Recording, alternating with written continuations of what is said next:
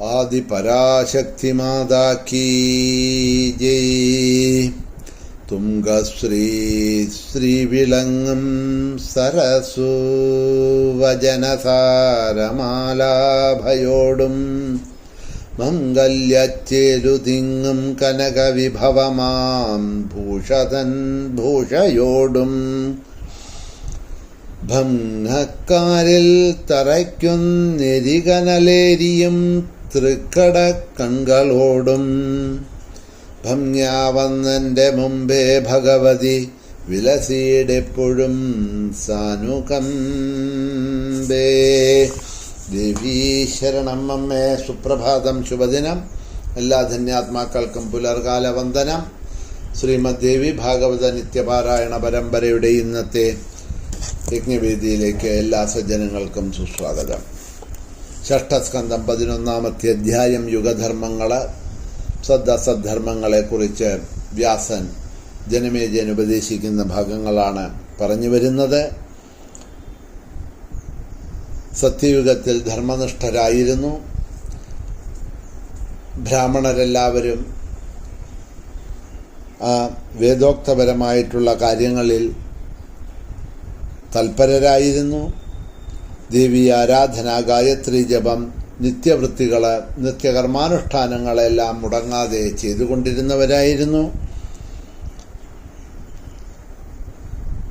ആ സത്യയുഗത്തിൽ ക്ഷത്രിയന്മാര് പ്രജാസംരക്ഷണത്തിൽ തൽപരരായിരുന്നു. അതുപോലെ തന്നെ വൈശ്യര് കൃഷി, വാണിജ്യം, ഗോപരിപാലനം എന്നിവയിൽ അത്യധികം ശ്രദ്ധിക്കുന്നവരും ശൂദ്രര് സേവന തൽപരരുമായിരുന്നു. പുണ്യമായിട്ടുള്ള ആ സത്യയുഗത്തിൽ, ഉത്തമമായിട്ടുള്ള ആ കൃതയുഗത്തില് സകല വർണ്ണത്തിൽപ്പെട്ടവരും ദേവീപൂജയിൽ ആസക്തരായിരുന്നു എന്നും അവിടെ കൂട്ടിച്ചേർത്തു. ത്രേതായുഗത്തിൽ ധർമ്മത്തിന് അല്പം ഗ്ലാനി സംഭവിക്കുന്നുണ്ട്. അപ്പോൾ ആദ്യം കൃതയുഗത്തിൽ പറഞ്ഞു 4 വർണ്ണങ്ങളിൽപ്പെട്ടവരും ആ വർണ്ണങ്ങളിൽ വേദോക്ത പ്രകാരം പറഞ്ഞിരിക്കുന്നതായിട്ടുള്ള സ്വധർമ്മത്തിനെ അനുഷ്ഠിക്കുന്നവരായിരുന്നു എന്നവിടെ കാണിച്ചു. പരധർമ്മങ്ങളെയല്ല അവരനുഷ്ഠിച്ചു കൊണ്ടിരുന്നത്. കാമത്തിൻ്റെയും അർത്ഥത്തിൻ്റെയും പിന്നിൽ പോകാതെ ധർമ്മത്തിൻ്റെയും മോക്ഷത്തിൻ്റെയും പിന്നിൽ പോകാൻ തൽപരരായിരുന്നു. അതുകൊണ്ട് തന്നെ സ്വകർമ്മങ്ങളെയാണ് അവർ അനുഷ്ഠിച്ചിരുന്നത്. ആ സ്വകർമ്മങ്ങളെ അനുഷ്ഠിക്കുന്നതോടുകൂടി തന്നെ ദേവിയെയും അവരെല്ലാവരും ആരാധിച്ചിരുന്നു, പൂജിച്ചിരുന്നു എന്ന് പറയുകയാണ്. ആ ഉത്തമമായിട്ടുള്ള കൃതയുഗത്തിൽ. പിന്നീട് അടുത്ത യുഗം വരണോ, ത്രേതായുഗം വന്നപ്പോൾ ആ ധർമ്മത്തിന് അല്പം ഗ്ലാനി, ച്യുതി സംഭവിച്ചു. ദ്വാപരത്തിൽ വിശേഷിച്ചും സത്യയുഗത്തെ അപേക്ഷിച്ച ധർമ്മത്തിന് അധികം ച്യുതി അഥവാ ഗ്ലാനി സംഭവിക്കും. മുമ്പ് രാക്ഷസന്മാരായിരുന്നവര് കലികാലത്ത് ബ്രാഹ്മണരായിട്ട് അറിയപ്പെടുന്നു. അവര് നിരീശ്വരരും പ്രായേണ ജനവഞ്ചകരുമായി തീരണു. അസത്യം പറയുന്നവരും വേദധർമ്മം വെടിഞ്ഞവരും ദംഭമുള്ളവരും ലോകകാര്യസമർത്ഥരും അഭിമാനികളും വേദം വെടിഞ്ഞവരും ശൂദ്രന്മാരെ സേവിക്കുന്നവരും ചില നാനാധർമ്മങ്ങളിൽ ഏർപ്പെടുന്നവരും വേദങ്ങളെ നിന്ദിക്കുന്നവരും ക്രൂരന്മാരും ധർമ്മഭ്രഷ്ടരും ആയിത്തീരണു ഈ കലിയുഗത്തിൽ എന്ന് പറയുകയാണ്. അപ്പോൾ ബ്രാഹ്മണരുടെ അവരുടെ നിത്യകർമാനുഷ്ഠാനങ്ങളെയെല്ലാം എപ്പോഴാണോ വെടിയുന്നത്, എപ്പോഴാണോ ധർമ്മത്തിനെ വിടുന്നത്, ആ മോക്ഷമാർഗത്തിനെ വിടുന്നത്, അപ്പോൾ എന്തായിട്ട് ഭവിക്കണു? ഈ കാമവും അർത്ഥവും ഉള്ളിൽ കടന്ന് കൂടുന്നത് കാരണം കൊണ്ട് അധർമ്മങ്ങൾ ചെയ്യുന്നു, പരധർമ്മങ്ങൾ ചെയ്യുന്നു എന്നുള്ളത് നമുക്ക് ഇന്നിതാ കാണാൻ കഴിയുന്നുണ്ട്. എത്രയോ പേര് മഹാത്മാക്കളാണ് എന്നൊക്കെ പറയുന്നവർ എന്തൊക്കെ അധർമ്മങ്ങൾ ചെയ്യണോ എന്നുള്ളത് നമുക്ക് പേപ്പറിലൂടെ, ന്യൂസിലൂടെയും TV ന്യൂസിലൂടെയും മറ്റുമെല്ലാം ധാരാളം കാണാൻ കഴിയുന്നുണ്ടല്ലോ. ഓരോ സ്ഥലത്ത് ഇരുന്ന് ദൈവകാര്യങ്ങൾ വേണ്ടത് പ്രകാരം ചിട്ടയോടുകൂടി നടത്തേണ്ടതായിട്ടുള്ള അവര് അത് നടത്തുന്നില്ല എന്ന് മാത്രമല്ല, അതിനെയെല്ലാം വിറ്റ് ധനം സമ്പാദിക്കാനാണ് ആഗ്രഹിക്കുന്നത്. അതൊക്കെ പല ക്ഷേത്രാടനങ്ങളും നമ്മൾ നടത്തുന്ന സമയത്ത് നമുക്ക് കാണാൻ കഴിയുന്നുണ്ട്. എത്ര തരത്തിലുള്ള അധർമ്മങ്ങളും കച്ചവടങ്ങളുമാണ് ഓരോ ക്ഷേത്രങ്ങളിലും ചെയ്യുന്നത്, നടത്തുന്നത് എന്നുള്ളത് നമുക്ക് കണ്ടാൽ മനസ്സിലാവും. ഈ കലിയുഗത്തിൽ നമ്മളെല്ലാം ഇത്രയും അധികം ദുഃഖിതരാവുന്നു എന്നുള്ളതിൻ്റെ കാരണം എപ്പോഴാണോ സ്വധർമ്മത്തിനെ വിട്ടുകൊണ്ട് അധർമ്മങ്ങളെ കടപിടിച്ചുകൊണ്ട് എന്തധർമ്മങ്ങൾ ചെയ്യാനും മടിയില്ലാതെ കണ്ട മനുഷ്യൻ പ്രവർത്തിക്കുന്നത്, ഇതെല്ലാം അനുഭവത്തിൽ കാണുന്നുണ്ട്. അത്രയേ പറയാൻ ഉദ്ദേശിക്കുന്നുള്ളൂ. കാരണം കൂടുതൽ ആ വിഷയം പറയാൻ തന്നെ മനസ്സിന് വളരെ കഷ്ടമായിട്ടുണ്ട്. മാത്രമല്ല, അതൊന്നും പറയാതിരിക്കുന്നതാണ് ഉത്തമം.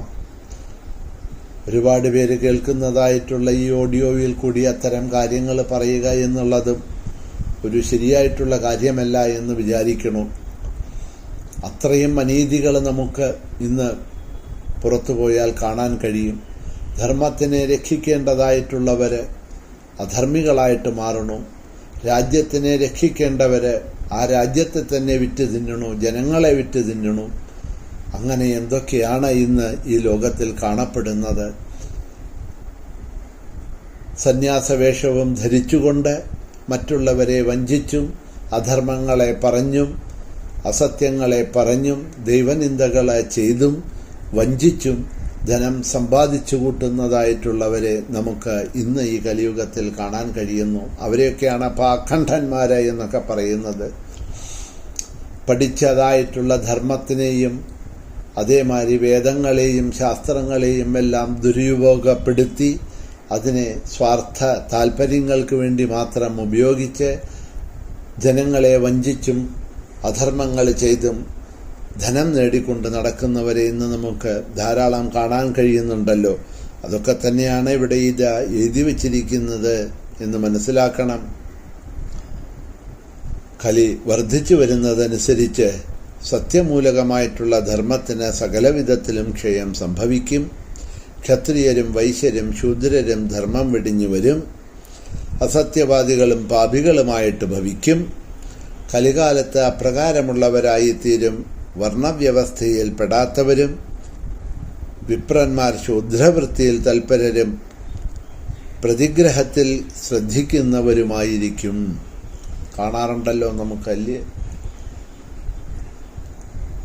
പൂണൂലൊക്കെ എടുത്ത് അരയിൽ കെട്ടിവെച്ചുകൊണ്ട് ഗൾഫ് രാജ്യങ്ങളിൽ പോയി ശൂദ്രന്മാർ ചെയ്യുന്ന പ്രവർത്തികൾ ചെയ്യാൻ ബ്രാഹ്മണരെ താല്പര്യം കാണിക്കണു. കാരണം ലക്ഷക്കണക്കിന് അവിടെ നിന്ന് ധനം സമ്പാദിക്കാം. അപ്പോൾ അർത്ഥസമ്പാദനത്തിനായി പോയി എന്ത് കർമ്മങ്ങളും ചെയ്യാൻ തയ്യാറാണ്.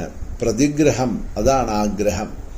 പണ്ട് ബ്രാഹ്മണരെ വിളിച്ചാൽ അവർ വരും, കർമ്മം ചെയ്യും. വീട്ടിലിതാ ഒരു ഗണപതി ഹോമം ചെയ്യണം, ഒരു ഭഗവതി സേവ ചെയ്യണം, ഒരു സുദർശന ഹോമം ചെയ്യണം, ഒരു നവഗ്രഹ ഹോമം ചെയ്യണം, അങ്ങനെ എന്ത് പറഞ്ഞാലും വരും. എല്ലാ സപ്താഹ യജ്ഞങ്ങൾ ചെയ്യണമെന്ന് പറഞ്ഞിട്ടുണ്ടെങ്കിൽ അവിടെ ആചാര്യന്മാർ വരും, അത് നടത്തി കൊടുക്കും. കഴിവുള്ള ദക്ഷിണ യജമാനൻ കൊടുക്കും. അതിതാ ആ വെറ്റിലയും അടയ്ക്കയും ദക്ഷിണയും സന്തോഷത്തോടുകൂടി മേടിച്ചു കൊണ്ടുപോകുന്നതായിട്ടുള്ള ഒരു കാലമുണ്ടായിരുന്നു. പക്ഷെ ഇന്ന് ഇതൊക്കെ ചോദിച്ചു മേടിക്കണു, അതിലാണ് ആഗ്രഹം. ചോദിച്ചു മേടിക്കുന്നൊക്കെ പോട്ടെ, ഇന്നിപ്പോൾ ഇതാ കോൺട്രാക്ട് വ്യവസ്ഥകളൊക്കെയാണ് ഇതിനൊക്കെ കാണുന്നത്. ഇപ്പോൾ ഒരു ഗണപതി ഹോമം ഭഗവതി സേവ ചെയ്യണം എന്ന് പറഞ്ഞാൽ വീട് മാത്രം നിങ്ങളുടെ തന്നാൽ മതി, ബാക്കിയെല്ലാം വരുന്ന തിരുമേനി കൊണ്ടുവന്നോളും എന്നുള്ളതാണ്. എല്ലാ സാധനങ്ങളും കൊണ്ടുവരും, അതിനിതാ ഇത്രയാവും ടോട്ടൽ ഒരു എമൗണ്ട്. ചെയ്യുന്നവർക്കും അത് നല്ലതാണ്. അവിടെയും ഇവിടെയും മൂടി നടന്ന് അത് മേടിച്ച് ഇത് മേടിച്ച് 10 കടകളിൽ ചെന്ന് 10 സാധനങ്ങൾ മേടിച്ച് ഇതൊക്കെ ഒരുക്കി കൂട്ടി എന്തെങ്കിലും മറന്നു, എന്തെങ്കിലും കുറഞ്ഞു, എന്തെങ്കിലും കൂടി, ഇങ്ങനെയുള്ള പരാതികളൊന്നും ഉണ്ടാവില്ലല്ലോ. എല്ലാം കൊണ്ടുവന്ന് ചെയ്തോളാം എന്ന് പറയുമ്പോൾ ഇവർക്ക് വീട് കൊടുത്താൽ മതി ചെയ്യാനായിട്ട്.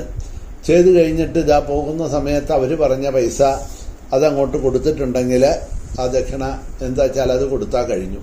അത് രണ്ടുപേർക്കും ഗൃഹനാഥന്മാർക്കത് ജോലികളൊക്കെ കുറഞ്ഞു കിട്ടി, ഓടേണ്ട ആവശ്യമില്ല. അതേമാതിരി ചെയ്യുന്നവർക്കും നല്ലതാണ്. കാരണം അവരിത് പല സാധനങ്ങളും മറിച്ചും ഇതാ ഉപയോഗിച്ചു കൊണ്ട് നടക്കണം. അപ്പം അവർക്കും ഇതാ അതിൽ നിന്നും ലാഭം കിട്ടുന്നുണ്ട്. അപ്പം ഇതൊക്കെയാണ്, അതായത് രണ്ടുപേരും ഒരാൾ താൻ നടത്തുന്ന ശ്രമത്തിന് ലാഭിക്കാൻ നോക്കണു, സമയത്തിനെ ലാഭിക്കാൻ നോക്കണു, മറ്റൊരാൾ അതിനെ ദുരുപയോഗപ്പെടുത്തി ധനം സമ്പാദിക്കാനായിട്ട് നോക്കുന്നുണ്ട്. രണ്ടുപേരും തുല്യ പങ്കാളികളാണ്. അതൊക്കെയാണ് ഇപ്പം നമുക്ക് കാണുന്നത്. കോൺട്രാക്റ്റുകളാണ് ഒക്കെ എടുക്കുന്നത്. അങ്ങനെയൊക്കെയാണ് ഇപ്പോൾ സപ്താഹങ്ങൾ നടക്കുന്നത് എന്നൊക്കെ ചിലവർ പറഞ്ഞ് ആചാര്യന്മാർ പറഞ്ഞു കേൾക്കുമ്പോൾ മനസ്സിന് ദുഃഖമുണ്ട്. ഇപ്പം എന്താ ചെയ്യുക? അങ്ങനെയാണ് ലോകത്തിൽ നടക്കുന്നത് എന്ന് പറഞ്ഞിട്ടുണ്ടെങ്കിൽ അത് നടന്നു പോകും.